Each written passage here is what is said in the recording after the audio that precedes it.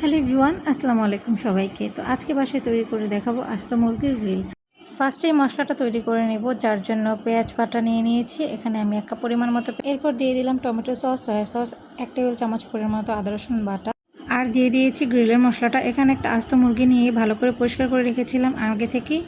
এখন এর উপরে ছুরি দিয়ে একটু কাট বসিয়ে দিলাম যাতে মশলাটা ভালো করে ভেতরে ঢুকে যায়। তারপর পরিমাণ মতো লবণ দিয়ে মশলাটাকে ভালোভাবে মাখিয়ে এবার মশলার সাথে ভালো করে মাখিয়ে নিতে হবে। আমি এখানে নিয়েছিলাম 3টে আলু, আপনারা চাইলে আলুগুলোকে স্কিপ করতে পারেন। এরপর চিকেনটাকে রেস্টে রেখে দিয়েছিলাম 1.5 থেকে 2 ঘন্টার মতন। এখন একটা বড় ট্রে নিয়ে নিয়েছি, এর উপর দিয়ে দিব অ্যালুমিনিয়াম ফয়েল পেপার, ভালো করে সেট করে নিয়েছি। এখন এর উপর দিয়ে দিব চিকেনটাকে, আলুগুলোকে এভাবে সাইডে করে দিয়ে দিব, আর মশলাগুলোকে উপর দিয়ে দিয়ে আমি ভালো করে কভার করে দিব। তারপর আরও একটু অ্যালুমিনিয়াম ফয়েল পেপার নিয়ে উপর দিয়ে আরেকবার কভার করে দিব। তো আজকের এই আস্ত মুরগির গ্রিলটা আমি ওভেনে করেছি। আশা করছি সবার রেসিপিটি ভালো লেগেছে। সবাই ভালো থাকবেন। আজকের মতন এই পর্যন্তই। আল্লাহ হাফেজ।